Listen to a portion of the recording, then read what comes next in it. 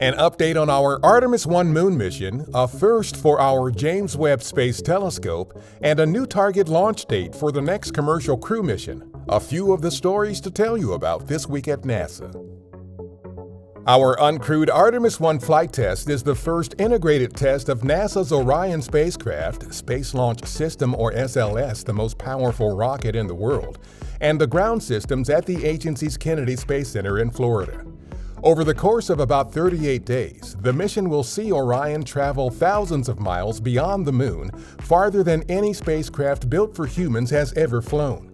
Artemis I is the first in a series of increasingly complex missions that will provide a foundation for human deep space exploration and demonstrate our commitment and capability to extend human existence to the Moon and beyond.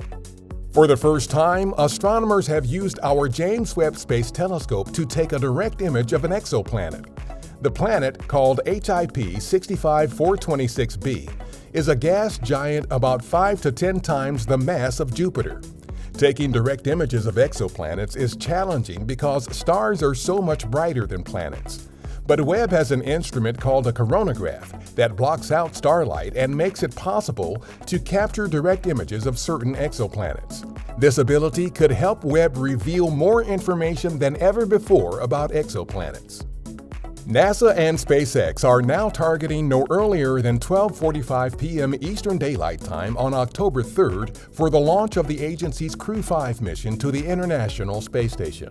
The launch date adjustment was made to accommodate spacecraft traffic coming to and leaving from the space station. NASA astronauts Nicole Mann and Josh Cassada, Japan Aerospace Exploration Agency astronaut Koichi Wakata, and Roscosmos cosmonaut Anna Kikina will launch aboard a SpaceX Crew Dragon spacecraft from our Kennedy Space Center. NASA, the French space agency CNES, and SpaceX are now targeting December 5th for the launch of the Surface Water and Ocean Topography or SWOT satellite. SWOT is the first satellite mission that will survey nearly all water on Earth at an unprecedented level of detail. The mission will help inform water equity and water management decisions, provide new insights into Earth's water and energy cycle, and help prepare communities for rising seas and changing coastlines resulting from climate change. Engineers have fixed an issue that was affecting data from NASA's Voyager 1 spacecraft. They discovered that Voyager 1's Attitude Articulation and Control System, or AACS, a critical system aboard the probe, had been sending garbled telemetry data through an onboard computer that stopped working correctly years ago. Consequently, that computer corrupted the information.